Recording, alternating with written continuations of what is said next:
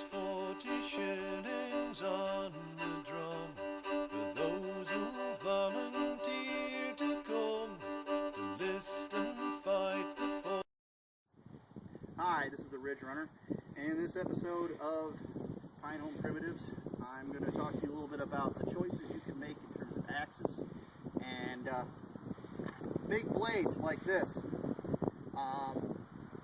There are a lot of good choices out there, and there are a lot of choices I would just as soon not make. And this episode is going to go through a lot of those sorts of things. It's going to demystify some of the people have about choosing axes and knives, specifically big knives, choppers, machetes, that sort of thing. What to look for in a good tool versus what to look for in a bad tool. Now, to start things off, let's take a look at a little bit of hardware.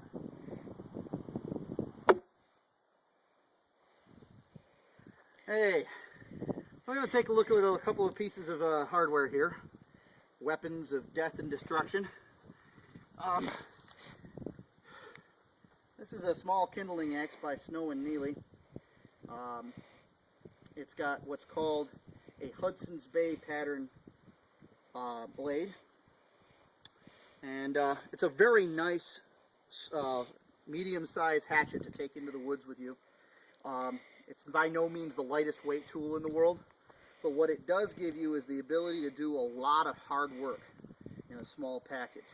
It's by no means a full heavy axe, but in a pinch you probably could build a small cabin with this thing. This is a representation of a very fine tool. The thing you want to keep in mind when it comes to these tools is the fact that while this is beautiful, and this is a really expensive tool, I think my lady bought this for $75 a few years ago. And of course, making it in its quality does make it very desirable. It's not as necessary that you buy the most expensive hatchet in the world to get yourself started. The other option, of course, we all know about are big knives. And they have the advantage of being lightweight and can do quite a lot of tasks. In fact, a big knife like this will will do a lot of big and small tasks.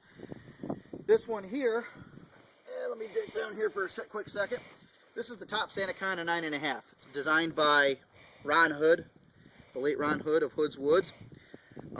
This is one of his older brands, and I've carried this knife through the woods for many, many years. It's a $275 knife. A very expensive blade. Well worth every penny, and I've put a lot of work into it. This is a cold steel 12-inch barong machete.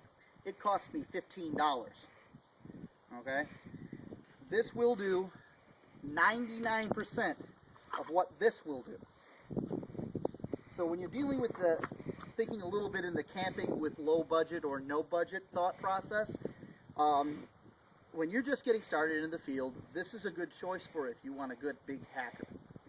But again, we can go into less expensive. This is a Tramontina 12-inch machete. You can get these for 12 bucks.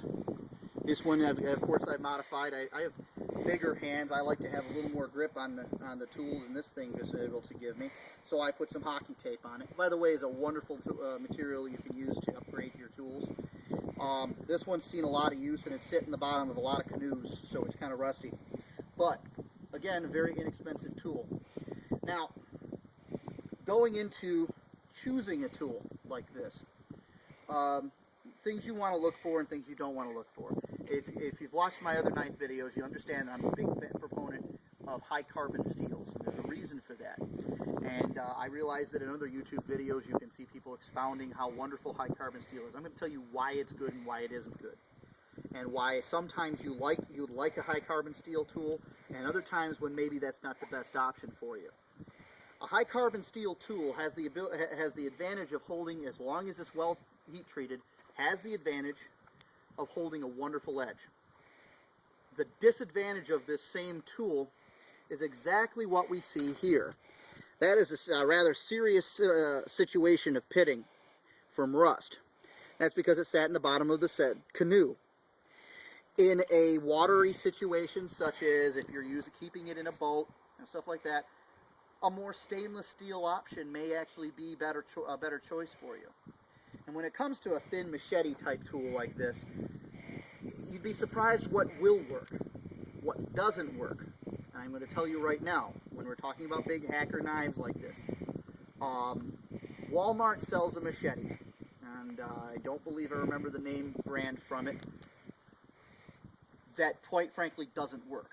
And you do get what you pay for when you pay $7.99 for a machete, or any other tool for that matter. Sometimes you can eke by and get a decent tool like this one, but you're definitely getting what you pay for. And that one will bend, it'll break, and the dangerous part about it is that when you find that you're not holding on to a machete anymore, but only its handle. And one of the big things you got to keep in mind when buying tools is that they're of high enough quality as to be safe for use. And that is your biggest choice. Now, we're going to go into a little bit about axes here. I just picked this up a day or two ago at an antique shop. Okay, this is an oldie but a goodie. It probably dates back to World War II or earlier. And as I say, it is a fine little axe. I'm quite happy with it. I'm going to be taking it into the woods quite a bit. It already had a nice edge on it. And I know it's a good tool, more than just because it's in an antique shop and somebody obviously carried it around a while. One of the first things you're going to want to do, sweetheart, I'm going to walk up to you a little bit here, and I'm going to do something a little weird, so just bear with me. When you're choosing a hatchet or an axe, there are three things you're going to want to look for. One, you want to look at the grind itself. And you're going to see, if you look down, and I don't know if you can see it in the picture here, make sure that the grind is straight, as in it comes up to a point on both sides.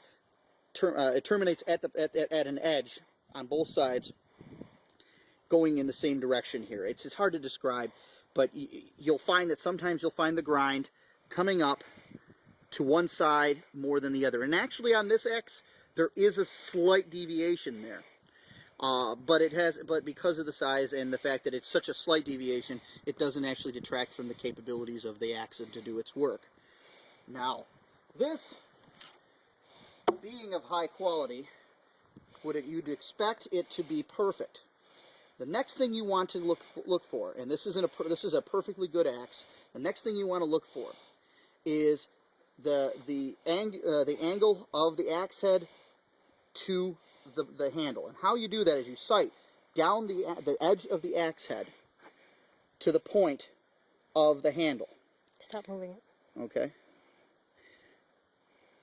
You're going to look down that, and you want to look to see that the handle isn't warped to one side or another. And that will keep you from having that causes problems in more than one way. A warped handle will not allow you to aim correctly with the axe when chopping or splitting, which means you have more of a chance of actually hurting yourself with the axe. The other problem that'll occur is the issue with, because of the warp, there is more stress put on the handle, and therefore you're going to find that the handle won't last as long. And you might come down to that same problem with said Walmart machete, where you find yourself holding the handle, but the rest of the axe is gone. And with both tools, you got to wonder where that part went. And therein comes the safety issue. But and the third thing you want to look for, and this is something I can't show you on camera because it just doesn't work. It won't get I don't have the high fidelity film. But you want to look down, and you want to make sure that the grain of the wood is as straight as possible. You don't want to have too many. If you look at the grain and it terminates off into nothing on the side of the axe, it generally means that it's going to split down that particular area. Now, a wooden handled axe will pretty much have that problem anyway. Eventually, you're going to break a wooden handled axe. The fact is, you're going to break any handled axe because they're tools and they're made by man and they fail. There's no tool out there that's indestructible. If you're talking about stuff of mythic proportions, which I don't have the money for. Now, here's an example of an oldie but a goodie, and how it was pretty much ruined. I use this a lot. I love this axe a lot. Of course, I put my name on it, and in another part of this video, I'm going to show you the modifications I made on this axe. The reason this axe is still in existence and is still functional is because the grain of this handle is proper. It is nice and straight. You can see if you look along this edge here that you can actually see that the grain follows all the way up into the head and all the way down to the point. Now, what was done wrong with this axe? If you can look at the back here, the back of the axe has been severely mushroomed. And you can see there's gashes and stuff in it. The problem with it is somebody used this with a hammer or in the back of another axe. And this causes more than one thing. The least it can do, rather, is it can cause this mushrooming effect. Because in an axe, the heat treat is only done to the edge, where the rest of the axe is actually left soft. Meaning the edge is harder than the body of the blade. That's what I'm trying to tell you. Which means this area here isn't very hard. You shouldn't actually use this as a hammer very often because it's not hardened to be a hammer. And there might be axes out there that have that capability. And if you do have one, that's fine. We're not talking about that. We're talking about a very basic axe here. You can see on the edge of this, you saw it before, there were lots of pock marks and dings where I can't tell what the hell they did to this axe. But the point is that it was done to it, and we're lucky the axe actually functions right now. You can see that. And you look over on the other side there. That shows you how soft that is. That looks like a screwdriver did that. The point is that while I love this axe and I use it quite a bit, it lives in my truck. And because of the modifications I've done with it, it actually does serve a purpose. It's not the best axe anymore. It might have been in the past. Just for your edification, this particular pattern I've had is what's called a Swedish pattern. Nice pattern. Sad that they beat up this axe. Now I'm going to show you an axe that was poorly chosen. I thank my friend Andrew for purchasing this axe, purposely choosing all of the worst features an axe could possibly have. And they are all here. You have an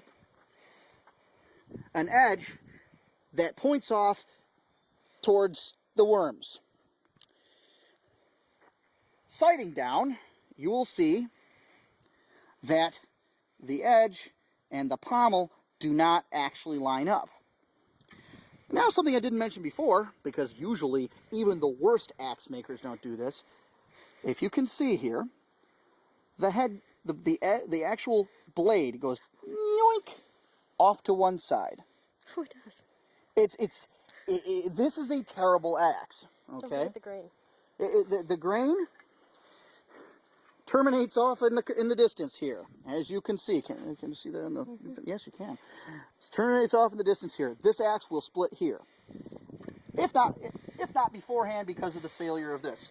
Now let's add one more insult to injury. There's a big honking knot in the handle, which means right here is probably where this will break first. This is a very poorly chosen axe. I'm glad it has this warning: always wear safety glasses to protect your eyes. Any striking tool may chip if struck against another hardened surface, resulting in damage to the tool and possibly resulting in serious bodily injury. They put it right on the axe. Too bad they couldn't have, they were conscientious enough to put the warning on the axe. Too bad they couldn't have figured out how to make a good axe in the first place. So there is that. In our next episode, which will be coming up next, we're going to talk about how to take an axe from the hardware store, which might be what all you can afford right now. Take a hatchet or an axe from the hardware store and make it the best axe it can be.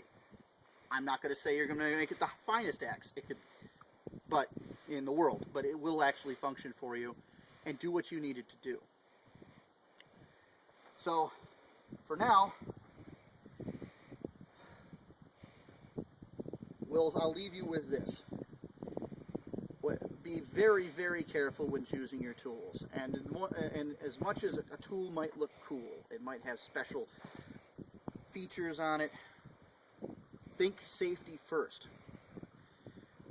Obviously, think safety first when using your tools, but also think safety first when choosing your tools, because you're not the only one out there using these. And if you're swinging around with a machete, like this particular option here. I'm going to give you this last bit. This is a true temper, vintage 1945 machete. At least it was. This was broken by me because I didn't understand enough about how tools were supposed to be maintained. This machete, excuse me, had divots all along the top of the blade, which most of them have been worked out at this point. But you can see where there's one right there, all the way along the top of the blade. And I was trying to whack up a shelter in minus 25-degree temperatures. Temperatures that, quite frankly, a machete was never designed to operate in. Pretty much any tool is subject to cracking and breaking at that time. And in the process of chopping with this 12-inch, this 18-inch machete, I broke the top off. You don't have to go any further with it. Yeah, I broke the top off this machete, and it went flying somewhere. I managed to retrieve it. It was lucky I was the only one in the woods, and I was the only one around, because if somebody had been around, they could have had the top of that machete embedded in their face. Look at what you're doing. Understand how your tools are supposed to work and understand their weaknesses. Buy the best quality tool that you can afford, because in a survival situation, your life may depend on it. In every other situation, everyone's life depends on it. For now, this is the Ridge Runner with Pine Home Primitives, signing off.